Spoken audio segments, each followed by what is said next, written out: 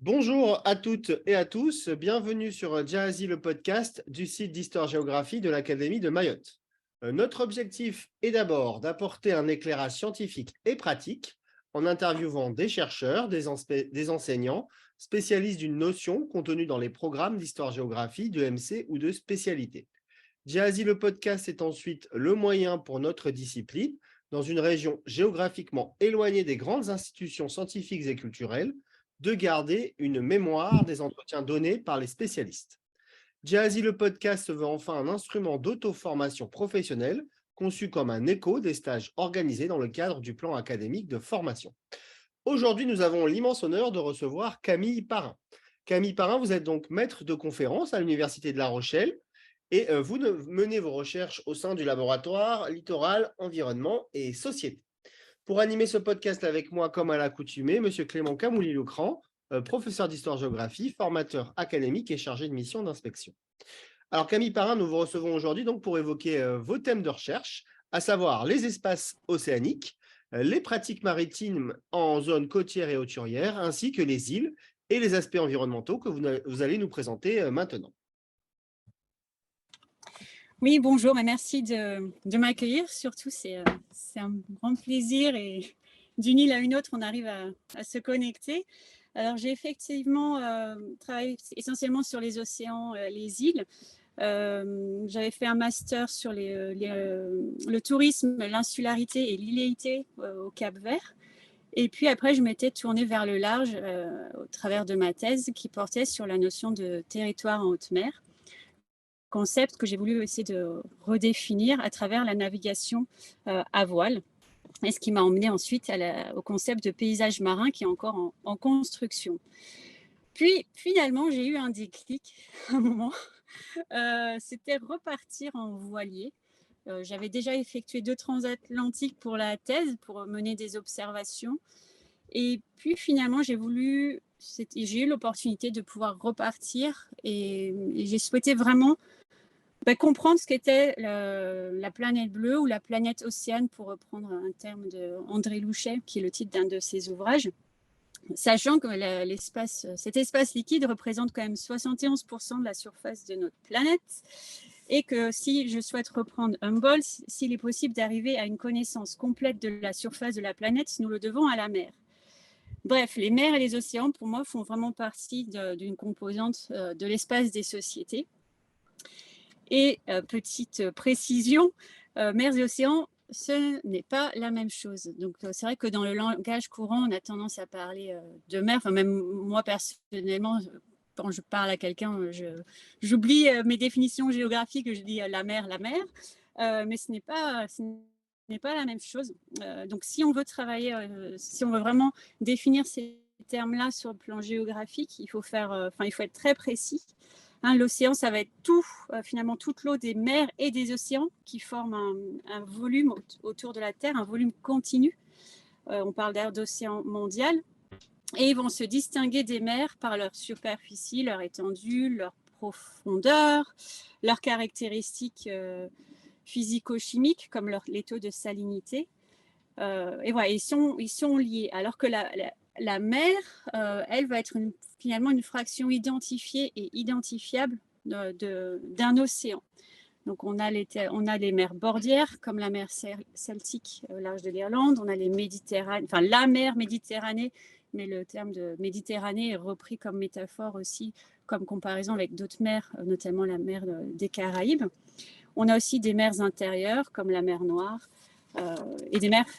Voilà. Donc, on a différents types de mers, et il faut être vraiment précis lorsqu'on va utiliser ces termes si on enseigne la géographie. Une qui est moins connue, peut-être j'y pense à l'instant, c'est la mer, enfin la moins connue, je ne sais pas, la mer des Sargasses, parce que finalement c'est pas une mer, il n'y a pas vraiment, on reviendra sur la notion de frontière plus tard, mais c'est au nord de la mer des Caraïbes, et c'est en fait parce qu'il y a une énorme présence de sargasses liée à la circulation aussi océanique. Voilà, mais en tout cas, quand on part en mer ou sur l'océan, on arrive à distinguer aussi ces mers ou ces portions, je dirais, d'océan. en fonction de différentes observations. Alors pour, si vous voulez, des définitions ou des données, je pense notamment si vous voulez regarder les propriétés plutôt physiques et chimiques, la salinité, température, il y avait un site, alors je pense qu'il existe encore, mais qui s'appelait Mercator, où on avait des données de salinité en fonction de la profondeur, de température, et ce qui expliquait les courants. Et vous voyez que finalement, on a des disparités spatiales en fonction de ces phénomènes physiques. On a aussi, là, c'est des sites, je pense que vous connaissez, mais il y a quand même beaucoup de choses en ligne. Donc je pense à Géoconfluence, le site du Festival international de géographie, Hypergéo, etc., espace-temps.net. Donc il y a quand même beaucoup de choses si vous voulez revoir cela. Et pour la partie plutôt physique, je fais référence aussi à Jean-René Vanet. Bref, tout ça pour dire que j'ai souhaité retourner en mer. Ça fait longtemps maintenant en fait, que je suis partie en voilier et je souhaitais vraiment habiter la mer. Donc c'est aussi un concept qu'on utilise en géographie, m'imprégner et vivre l'altérité. Donc l'altérité, c'est donc un autre espace que j'appelle un alter-espace pour les océans. Parce que c'est vraiment un autre milieu et voilà, c'était Platon qui faisait cette distinction, notamment quand il disait il y a trois sortes d'hommes, les vivants, les morts et ceux qui vont sur la mer. Donc pour moi c'est aussi une citation qui est amusante parce que ça fait comme un entre-deux. Enfin, on ne sait plus très bien où nous sommes. Bref, c'est un espace qui est autre. Et habiter, c'est vraiment... Alors, il y a des travaux qui ont été faits avec, notamment, il y a eu Mathis Stock, il y a eu Monsieur Wayo et j'ai un trou de mémoire que j'ai noté, mais on dit que vraiment, habiter, c'est être dans le monde, c'est faire avec l'espace. Et c'est faire ce lien entre les systèmes de représentation. On va questionner à chaque fois pourquoi on pratique ces lieux, de quelle manière on va pratiquer ces lieux, quelles sont les significations des lieux, est-ce qu'il y a des lieux qui font partie d'un référent identitaire, etc. Et là, la question qui se pose en mer, et on avait réalisé une conférence lors d'un festival international de géographie sur habiter la mer. La question qui se pose, c'est vraiment, on est dans un monde où la mobilité ne cesse d'augmenter. Donc, comment on habite un espace, en fait, un espace qui est en mouvement et où nous, également, nous sommes en mouvement puisqu'on se déplace. On pourra, si vous avez des questions plus tard, on pourra revenir là-dessus parce que selon les pratiques, les degrés de mobilité ne sont pas les mêmes. Mais il y a un questionnement intéressant, je trouve, à faire, à mener là-dessus sur la notion d'habiter en mer.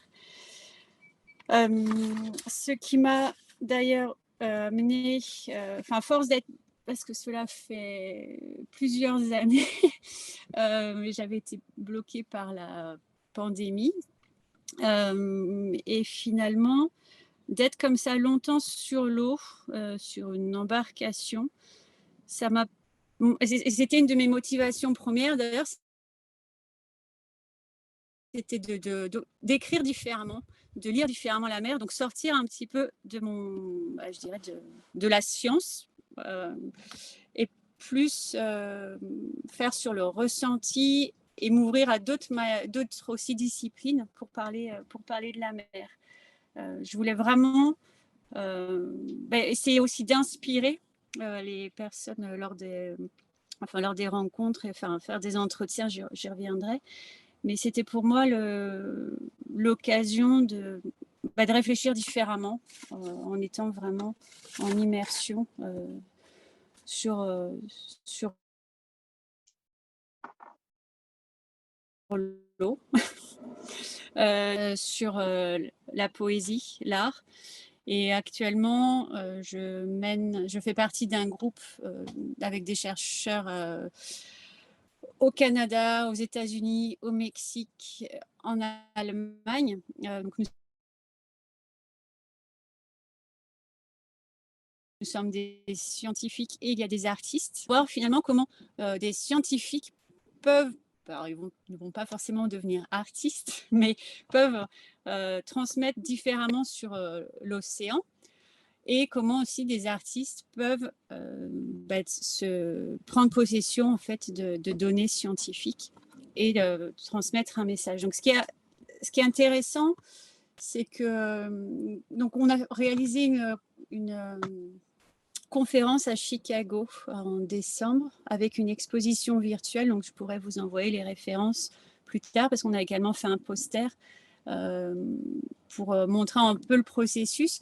Alors, ce sur quoi nous avions travaillé, pour vous donner un exemple, c'est que celui qui gérait ce projet avait fait un recueil de documents, de vidéos, à partir de l'éruption à Tonga, l'éruption volcanique. Et donc, nous étions répartis en plusieurs groupes, et dans plusieurs groupes, et nous devions, à partir, je crois qu'il y avait 10 minutes de vidéo, nous ne devions pas communiquer entre nous, et nous devions en fait créer quelque chose. Donc, comment cela nous inspirait sur la mer. Donc on commençait quelque chose que l'on passait à l'individu B, qui après le passait à l'individu C. Et à chaque fois, nous étions parfois en première position, au milieu, ou en dernière position pour récupérer l'ensemble des travaux. Et donc, on a eu des recueils de poèmes, de sons, de la danse, du collage, de la peinture, des sculptures. Et actuellement, nous sommes en train d'analyser plus finement, par exemple, les termes les mots-clés qui apparaissent et qui peuvent aussi nous servir dans nos disciplines. Donc, par exemple, il y avait beaucoup de choses sur les lignes, les discontinuités. Donc, forcément, pour la géographie, c'était assez important. Et puis, énormément de choses sur les communautés. Donc, quelles étaient les connaissances écologiques locales, etc. Et à partir de ce travail, sans se connaître, eh bien, on finalement développe des choses dont nous n'avions pas l'habitude. Et puis, on peut aussi faire passer un nouveau message. Donc ça, c'est un peu mon ouverture. Et également, maintenant, donc je me déplace moins, donc je suis surtout aux Antilles, donc je me déplace d'île en... Enfin, je me déplace moins, je me déplace quand même d'île en île, mais par rapport à l'échelle d'un océan, c'est... Voilà, j'ai l'impression de moins me déplacer. Et j'essaie de comprendre les relations des populations à la mer. Donc c'est pour ça que je vais j'ai différents projets avec des écoles, donc on va échanger sur la mer, dans un but à la fois de comprendre leur connexion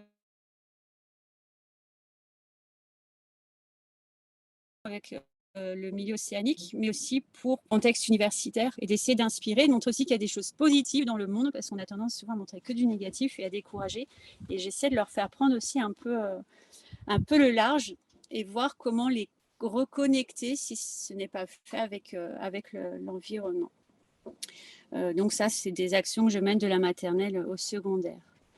Donc je suis surtout liée à Grenade, donc l'état de Grenade, où il y a l'île de Grenade, Carriacou, Petite Martinique, et aussi Saint-Vincent et les Grenadines.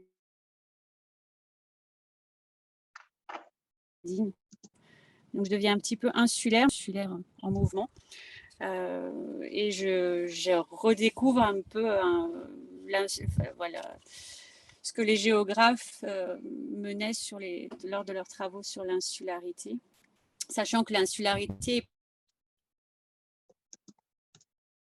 principalement définie comme étant une rupture et qui provoque un isolement. Alors je vous renvoie à François et Jean-Pierre Dumonge, à Louis Brigand, à François Taglioni, à Philippe Pelletier, Jean-Christophe Gay, Louis Maroux, surtout pour la notion d'archipel, François Perron. Donc il y a beaucoup d'auteurs, de géographes en fait, qui ont travaillé là-dessus. Et Bonne Maison aussi, qui a énormément travaillé sur l'isolement et la rupture, et sur cette prise de conscience d'être insulaire, de ressentir ou non, de se sentir ou non sur une île. On travaille aussi sur la notion de l'espace-temps Et Bonnemaison parle d'ailleurs d'îles comme étant des atomes éclatés et hors du temps. Donc la dimension temporelle est assez intéressante. Et une autre référence, Abraham Mols, qui a travaillé sur la nissologie, donc la science des îles et l'illéité. Alors, il y a une différence entre insularité et illéité. D'accord ? L'insularité, ça va être finalement une forme géographique qui va résulter de cette discontinuité physique, donc là, qui est la mer, que sont les mers et les océans, et qui va entraîner un isolement. Et il va y avoir des indicateurs de taille qui ont été réalisés, de distance, notamment par Doumange. On a aussi des attributs physiques, des critères socio-économiques, etc., qui vont résulter de l'enclavement. Et l'illéité, ça va être l'univers des représentations. Donc, ça va être comment les insulaires perçoivent leurs îles, mais aussi comment les personnes extérieures vont percevoir une île. Donc, on pourra, pareil, revenir là-dessus. Donc, il y a énormément de travaux qui ont été menés. Et il y a aussi un autre aspect, alors qui était... alors, c'était plutôt en biogéographie, quand on travaille en écologie du paysage, il y a une théorie biogéographique de l'insularité qui a ses relations aux différents échanges. Je pense que quand on va travailler sur l'insularité, il faut aussi prendre en compte la notion d'accessibilité, aussi, les rythmes des échanges, etc. Donc, naviguant aux Antilles, je prends conscience un peu des différences aussi entre les îles. Et voilà, donc Grenade, Saint-Vincent et les Grenadines font partie plutôt de mes îles, entre guillemets. Et je travaille davantage avec les communautés. J'essaie aussi de promouvoir en fait des traditions maritimes qui se perdent. Et ce qui m'a amené, alors, comme quoi cela montre que l'océan connecte et que l'océan n'est pas une frontière, mais ces travaux sur les constructions, les traditions maritimes et les constructions de bateaux en bois m'amènent actuellement en Norvège, où je fais partie d'un comité pour la création d'un nouveau centre maritime qui souhaite faire le lien entre ce patrimoine culturel et sciences, éducation et société. Donc voilà, donc merci parce que vous êtes à Mayotte, donc c'est encore une autre île que je ne connais pas et on est reliés d'une certaine manière.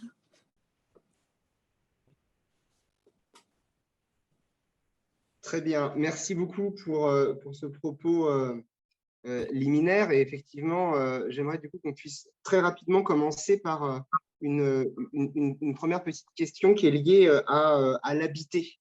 Parce que vous êtes vous-même en ce moment sur un bateau, donc vous êtes littéralement, physiquement, vous êtes sur l'eau. Moi, de manière un petit peu innocente, je pensais en fait que le fait d'habiter, ça faisait référence à la terre, au territoire. Vous, de ce que vous nous avez dit tout à l'heure, en réalité, habiter, c'est bien plus que ça. Et on peut habiter en étant de façon transitoire sur un lieu en mouvement, si j'ai bien compris. Oui, tout à fait. Donc, c'est vrai quand on va parler d'habiter, on associe ça aussi à habitat, et à quelque chose d'assez peut-être fixe ou terrestre, mais il y a des formes d'habiter en mer. Donc oui, ça va être en mouvement, donc, mais en même temps, ça fait référence aussi aux nomades et aux sédentaires, je dirais à terre aussi. Donc, ou d'ailleurs, même en mer, on commence, proche des côtes, on commence à avoir pas un conflit, mais on commence à percevoir, on a aussi des conflits d'usage entre pratiques maritimes, entre celles qui se déplacent plus, celles qui sont plus statiques. Et puis, on essaie de limiter souvent les mouvements. Mais il y a on peut habiter en mouvement, on peut se déplacer et habiter, tous les nomades, les voyageurs. Et en mer, donc ce qui est un peu là qui, je pense, c'est différent, ça va être les caractéristiques de l'espace, parce que finalement, on est quand même sur un milieu qui est qui peut être contraignant. Donc, on va dépendre énormément de la météo, des conditions, enfin, de la houle. Donc, on dépend, je dirais, mais on vit avec aussi ce rythme-là. Donc, on ne peut pas prévoir un trajet tel jour, forcément. On va juste attendre qu'on ait ce qu'on appelle une fenêtre météorologique pour partir dans les meilleures conditions. Et finalement, ça nous apprend aussi à vivre différemment. Et on est un petit peu souvent déconnecté de ce qui nous entoure, donc du monde terrestre. Donc, c'est là aussi où je pense qu'il y a une différence par rapport à habiter à Terre, parce qu'on est dans un rapport même spatio-temporel complètement différent. Si on navigue la nuit, au bout d'un moment, on perd aussi tous ses repères.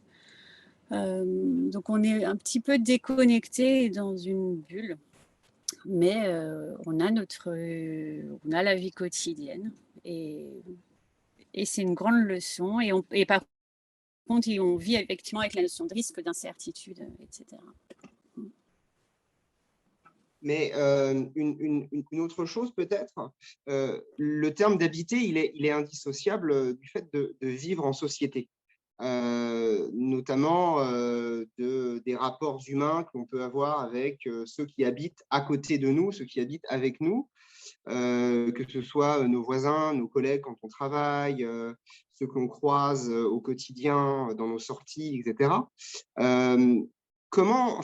Quels sont les rapports que l'on a avec la société quand on habite sur la mer?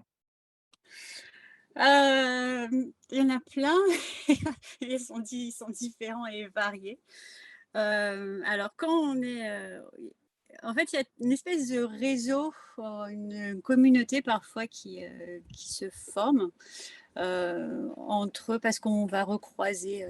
Alors là, je parle du voilier, hein, quand on est en voilier, quand on est sur un voilier. Parfois, on va retrouver les mêmes voiliers lors des escales. Et puis, il y a donc on se retrouve. Et il y a aussi des réseaux qui se forment. Donc, je pense notamment, par exemple, à la VHF. Je ne sais pas si vous voyez là ça. Pour communiquer. Donc, on a, par exemple, tous les jours, alors ici à Grenade, il y a le Cruising Net. Donc, chaque jour, ils vont faire des annonces. Donc, ils vont faire la météo, faire différentes annonces. Aussi des regroupements, des événements sociaux, donc des festivités qu'ils organisent. Alors, parfois, ça crée une communauté aussi qui ne va pas forcément s'intégrer avec la vie insulaire. Alors, ce n'est pas toujours le cas, mais donc, il va y avoir un entre-soi. Et ils vont rester souvent entre eux et peu vont s'aventurer dans un bus qui n'est pas organisé pour aller faire leurs courses, par exemple. Donc, parfois, les interactions sont... Enfin, voilà, je ne peux pas généraliser, mais selon certaines îles et certains mouillages, on assiste à ça, en fait. Et des bateaux, d'ailleurs, certains voiliers ne bougent plus, donc ils sont sur l'eau, mais ils ne bougent plus. Ils sont là depuis des années. Donc, il y a cet aspect-là. Et puis, il y a se déplacer en flottille aussi. Certains partent ensemble, donc pour une transatlantique, ils vont décider de partir au même moment. Donc, il y a quand même des échanges.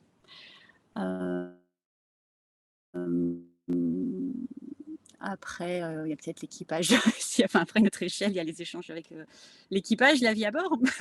mais voilà. D'accord. Alors, une dernière question avant de laisser la parole à mon collègue.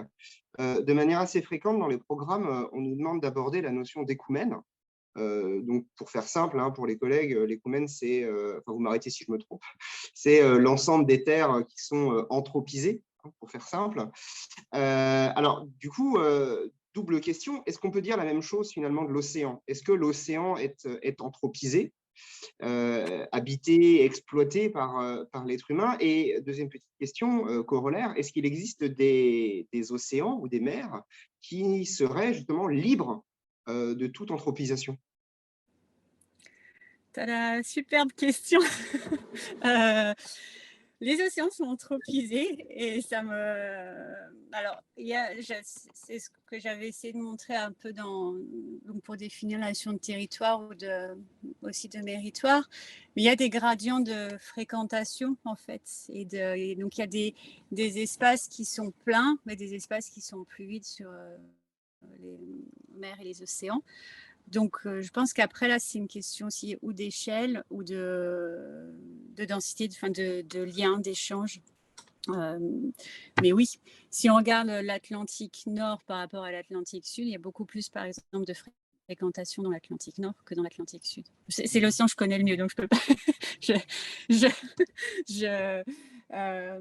Donc, c'est vrai que les flux que ce soit les flux commerciaux, que ce soit même la navigation à voile, la pêche aussi, c'est quand même un espace même qui est fortement impacté. Et ça, on peut le voir.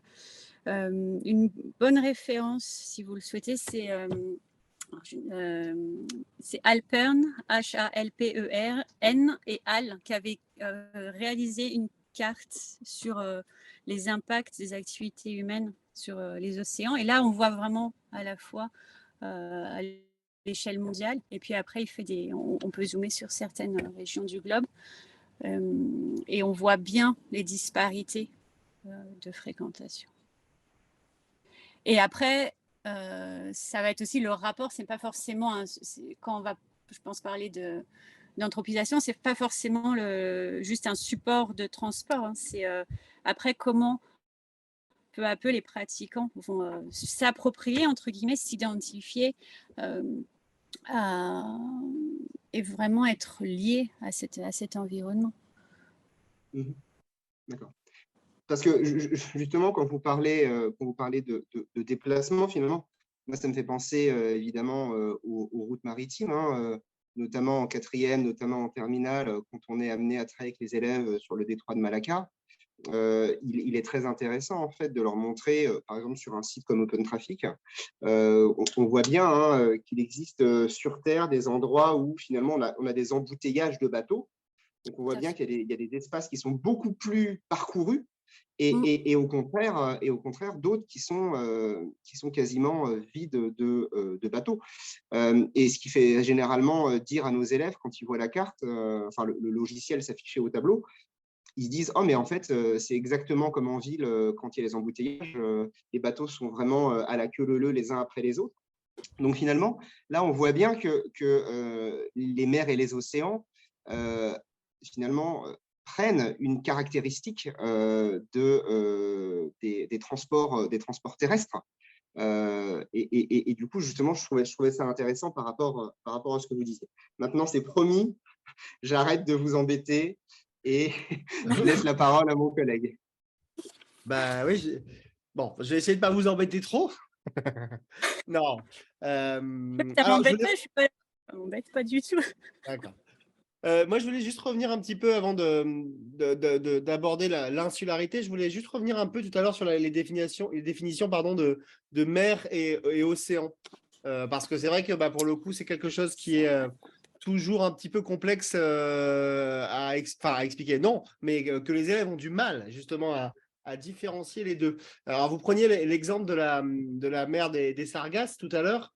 Justement, cette particularité d'une mer qui serait dans l'océan. Moi, ça m'a fait penser aussi, parce que j'ai déjà eu une question en cours sur, par exemple, la mer Morte ou la mer Caspienne, qui sont des mers fermées. Et la question qui me posait à chaque fois, c'est mais comment on peut appeler ça des mers alors qu'elles n'ont pas finalement, pour la mer Caspienne, elle est fermée, et pour la mer des Sargasses, finalement, elle est en plein océan.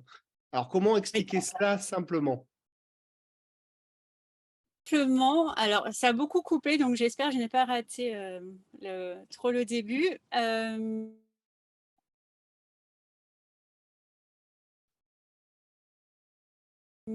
Pour la mer des Sargasses, alors que c'est complètement vert, c'est ça? Ça a coupé encore. Oui, c'était ça. En cours, c'est comment expliquer justement cette notion de mer la plus simplement possible, tout en expliquant justement qu'il y avait des mers comme la mer des Sargasses, comme la mer Caspienne, par exemple.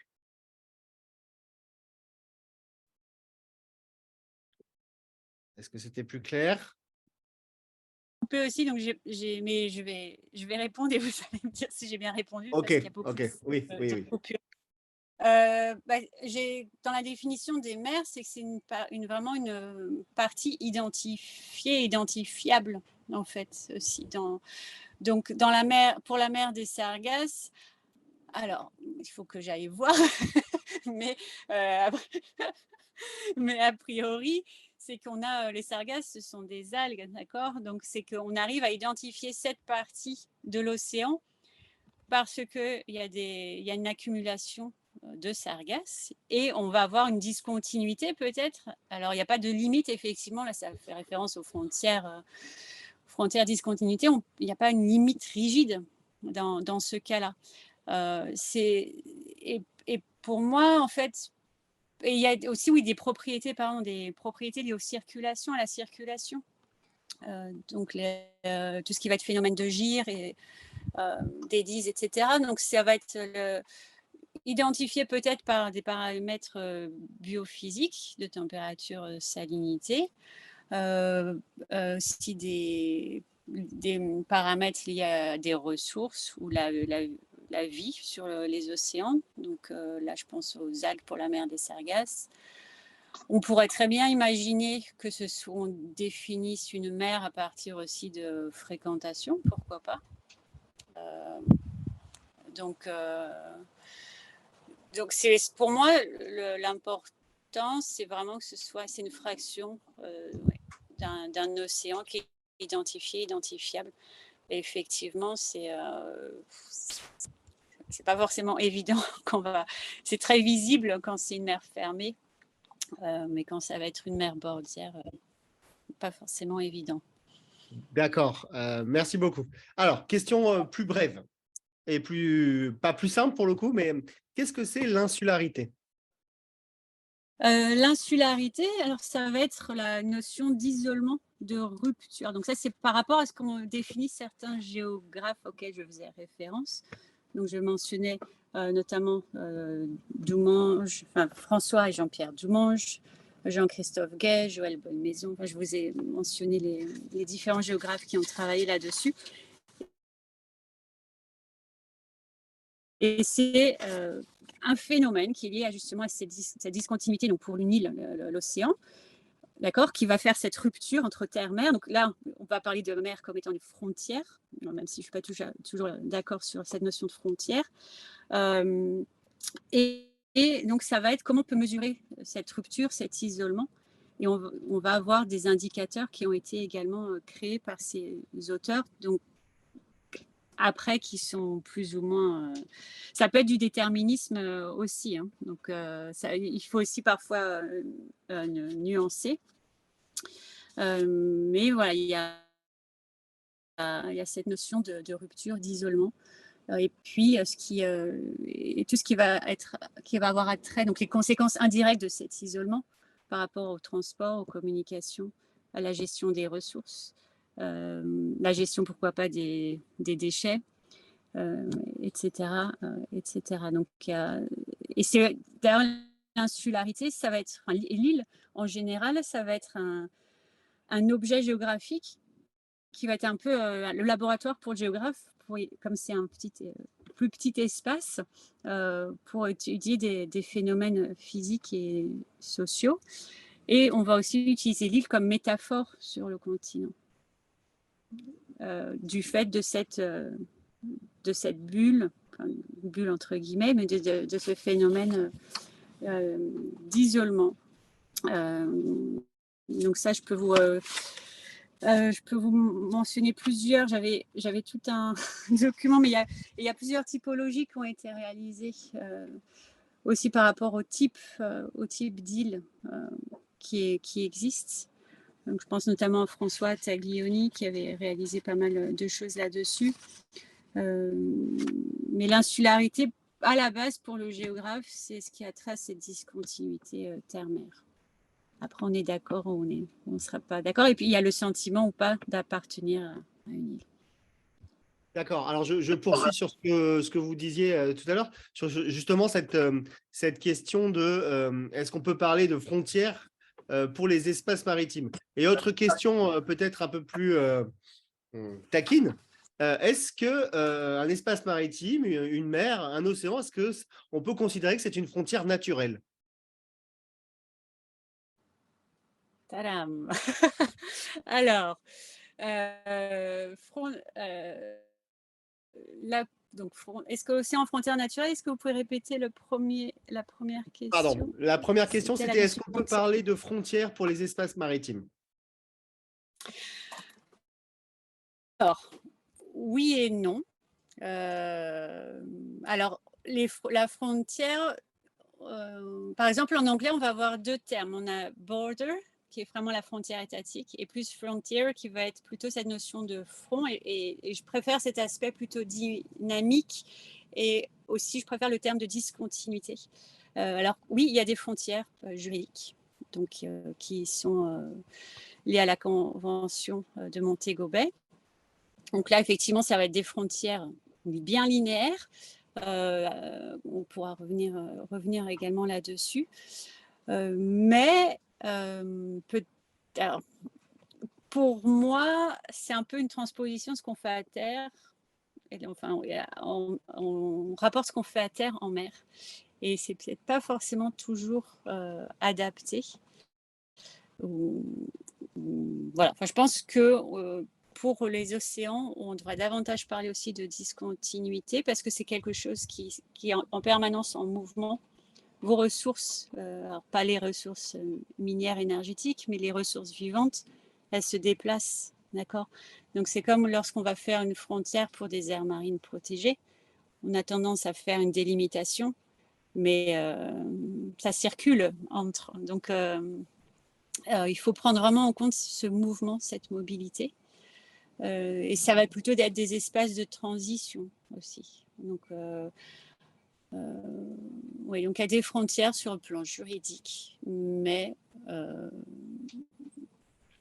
pour moi, il faudrait davantage parler de discontinuité ou de discontinuité mobile, mouvante, etc. Est-ce que l'océan est une frontière naturelle? Pour moi, c'est pas une frontière. Alors ça l'est pour certaines. Lorsque justement ici à Grenade, en fait, je réalise que beaucoup d'insulaires ne savent pas nager. Et ils perçoivent la mer encore comme étant un espace de danger. Ils ont littéralement peur. Donc, c'est encore pour certains perçu comme une frontière. C'est également pareil pour nous. Lorsqu'on étudie les représentations liées aux océans, on voit bien sur des cartes qu'il y a des représentations de monstres qui viennent engloutir des navires. Donc il y avait toujours cette crainte d'aller au-delà. Donc à l'origine, c'était sûrement une frontière naturelle.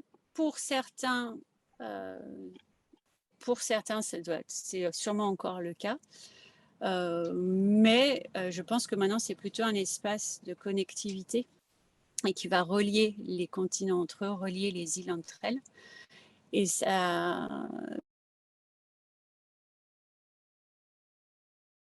me fait aussi penser à en fait, ça va être le territoire. Donc la mer va être le territoire et les îles, les points de passage. Mais donc, il change complètement sa perspective pour notamment la Polynésie.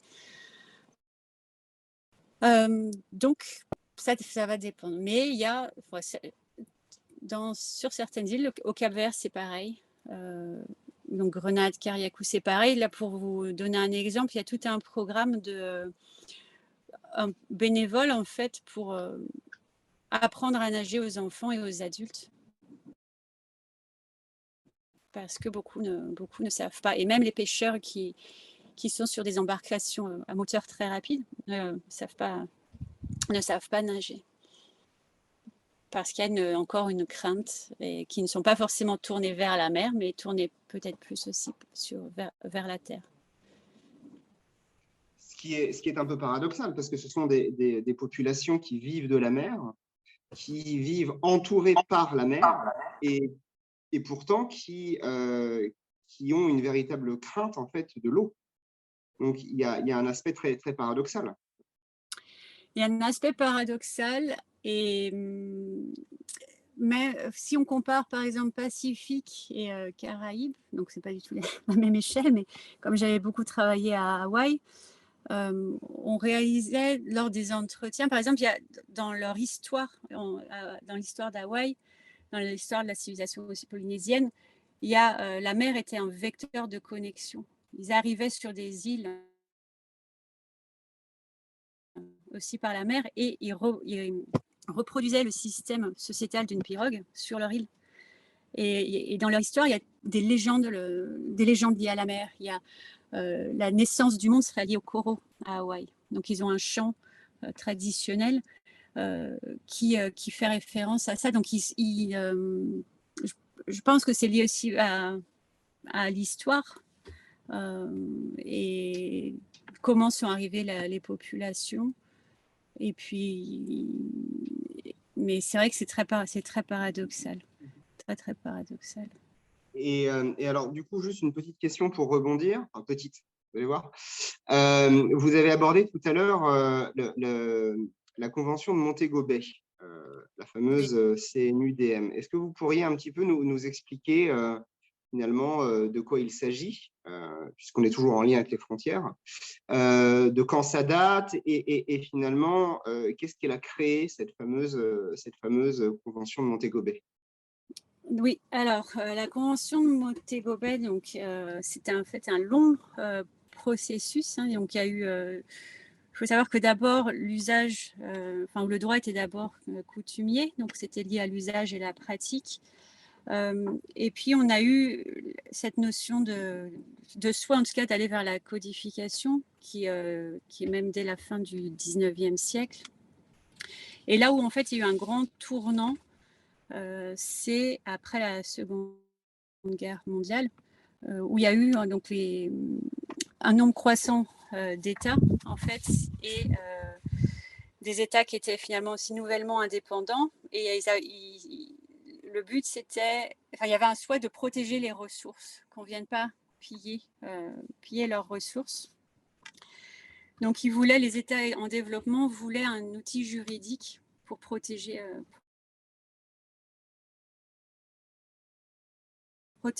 leurs ressources. Il faut savoir qu'on allait de plus en plus loin sur les océans. On pouvait aller pêcher beaucoup plus loin, aller sur des eaux d'autres pays.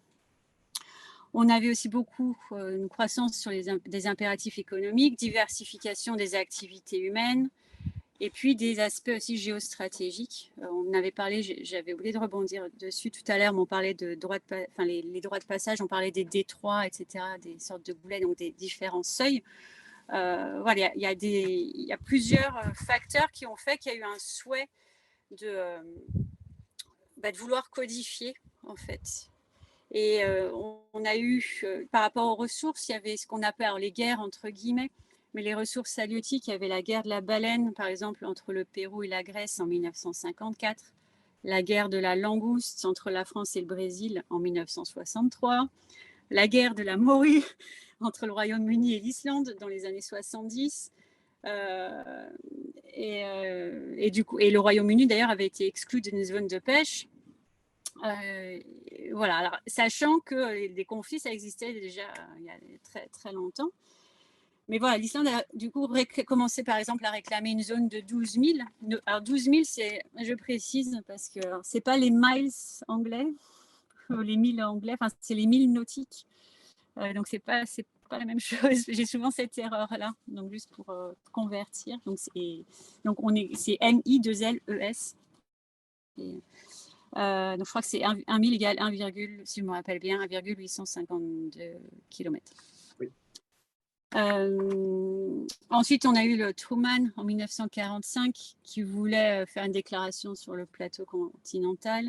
Donc, il voulait, en fait, on veut à chaque fois étendre de plus en plus loin, je dirais, ses pouvoirs, en tout cas, des revendications. Qu'est-ce que je peux vous souhaiter citer d'autres, pardon. Il y a eu une déclaration, oui, de Santiago en 1952 quand le Chili et le Pérou voulaient établir une zone de 200 000 qui correspondait à la zone de pêche des anchois. Donc, on voit que par rapport aux ressources halieutiques, c'était vraiment un enjeu très, très fort.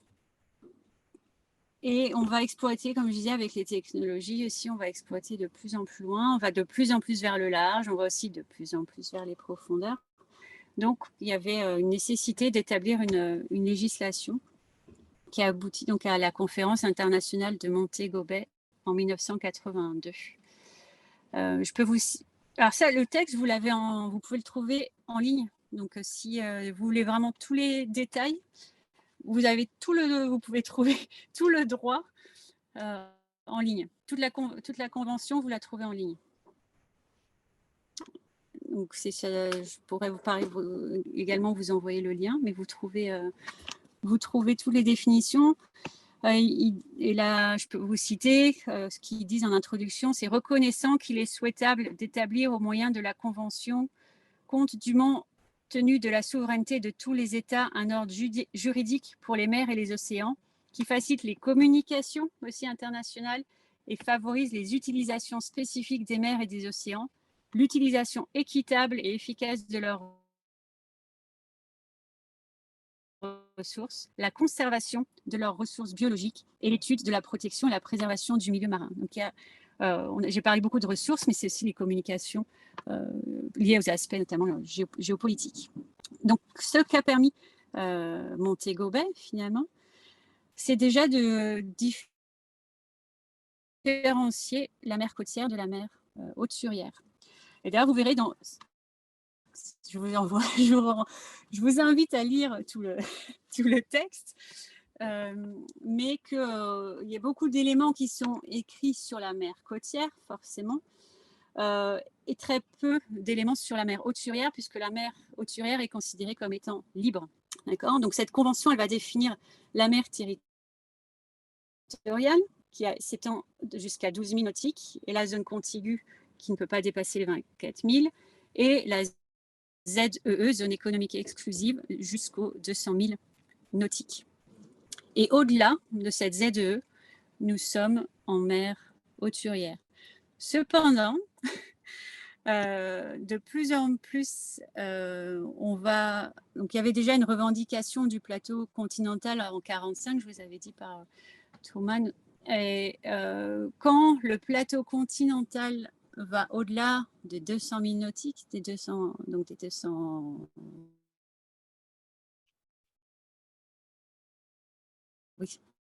la ZE, donc des 200 000 nautiques, juridiction jusqu'au plateau continental. Alors après, il faudrait que je me repenche là-dessus parce que ça ne fait pas partie du tout de mes thématiques de recherche. Mais voilà, cette convention a vraiment permis de découper, là on parle vraiment de frontières, d'accord, mer côtière, mer haute-surière et les différents droits qui s'y opèrent.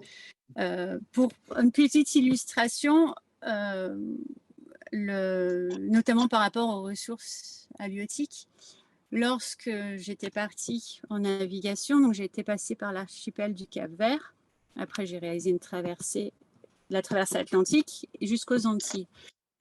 Et au Cap-Vert, ce que l'on apercevait, c'était des navires de pêche japonais, notamment pour le thon, qui venaient prélever donc la ressource dans les eaux archipélagiques et qui avait en fait une petite flottille. Donc, il y avait le navire de base et ensuite, il y avait d'autres navires qui amenaient en fait les thons sur ce navire. Et à côté de ça, vous avez les Capverdiens qui vont pêcher sur des toutes petites embarcations.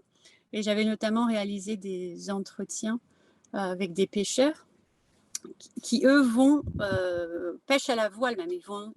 Ils vont pêcher à la voile, après ils mettent le moteur dans l'autre sens, mais ils utilisent les vents. Donc, ils ont vraiment une pratique très artisanale et vivrière et qui s'inquiétaient aussi parce qu'ils disaient, mais nous, on ne peut pas prélever la ressource de la même façon. On nous prend nos ressources et le Cap-Vert, c'est quand même un pays, un État qui fait partie des PMA. Qui dépend énormément de l'aide extérieure. Donc, ça pose aussi énormément de questions, même s'il y a eu cette convention et ces délimitations mer côtière et hauturières, on peut attribuer des droits à des pavillons étrangers pour prélever des ressources. Mais donc, est-ce qu'il est possible d'affirmer que finalement la Convention de Montego Bay, elle territorialise la mer? Oui, moi je pense que oui.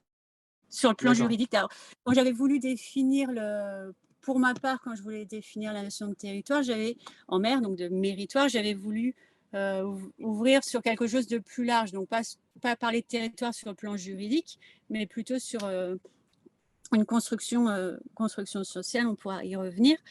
Mais oui, c'est une forme de territorialisation de la mer, sous un certain angle. D'accord, très bien. Non, bien sûr, bien sûr. Et alors, du coup, une petite chose, justement, vous avez abordé cette notion de méritoire. Alors, est-ce que vous pourriez rapidement nous la présenter? Moi, je comprends ce que c'est que le territoire attaché à la terre. Du coup, est-ce qu'il faut comprendre que le méritoire, c'est la même chose, mais sur la mer? Ou est-ce que c'est pas un peu plus quand même? Alors, en fait, donc, j'avais souhaité effectivement travailler sur ce concept, créer ce terme qui avait déjà été utilisé par Philippe Pelletier j'avais voulu reprendre ce terme et essayer de le définir pour l'adapter en fait, pour montrer comment le territoire tel qu'on le définit à terre, est-ce que c'est possible ou pas en mer, ou comment est-ce possible, ou comment faire. Pour reprendre, pour le concept de territoire, je me basais énormément sur Guy Dimeo. Donc, c'est vrai que je reprenais sa définition. Donc, par exemple, il disait sur le socle que dresse la réalité socio-culturelle, le territoire témoigne d'une appropriation de l'espace par des groupes qui se donnent une représentation particulière d'eux-mêmes, de leur histoire, de leur singularité. Il parlait aussi de découpage, de champs symboliques et l'influence du temps long. Donc, j'étais partie des comment on définissait le territoire à terre. Et je me suis dit, mais en mer, on a tendance à... En fait, je voulais montrer que l'océan, en fait, c'est un alter espace. On ne peut pas penser de la même façon à terre qu'en mer. C'est un espace qui est en mouvement. Donc, j'ai énormément parlé de hypermobilité dans ma thèse. Tout est en mouvement. Les gens aussi sont en mouvement.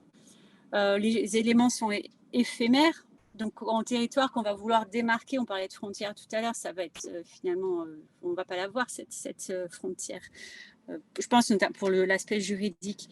Mais on va avoir des délimitations, des discontinuités, donc par rapport à la couleur de l'eau, par rapport à la faune, par rapport au trafic, par rapport à d'autres conditions météorologiques. Et on va avoir aussi des délimitations par rapport aux représentations des gens qui pratiquent la mer. Donc le méritoire, c'est finalement comment, à partir des différentes zones de fréquentation ou les différents itinéraires, comment les usagers vont se représenter et eux-mêmes identifier des régions océaniques. Est-ce qu'on peut parler de régions océaniques ou pas? Donc, est-ce que c'est un fonctionnement plutôt réticulaire? Est-ce que on parle d'air, etc. Mais tout ça dans un aspect mouvant. Alors, justement, sur cet aspect mouvant et sur le méritoire, en fait, dans dans le programme de terminale en spécialité, il y a un thème justement sur la conquête des océans et la conquête des mers et de l'espace. Et en fait, il y a une carte que je voudrais vous montrer, que j'utilise justement pour illustrer exactement ce que vous disiez à l'instant là. Attendez, je vous l'affiche. Hop. Est-ce que vous la voyez? Ah, oui, oui, oui. Voilà. Et cette carte, moi, j'aime beaucoup la montrer aux élèves parce que du coup, il y a justement, vous parliez tout à l'heure de perception et de changer le regard. Et je trouve quand justement cette carte, elle a toujours un effet très bénéfique pour les élèves et pour moi aussi, mais je trouve elle est très importante pour eux parce que du coup, ils ont aussi cette approche différente de ce qu'est l'océan. Parce que c'est vrai que le planisphère classique coupé dans le Pacifique, c'est vraiment l'imaginaire qu'ils ont sur l'océan. Et du coup, en la représentant de cette manière, je la trouve beaucoup plus parlante. Je ne sais pas ce que vous en pensez.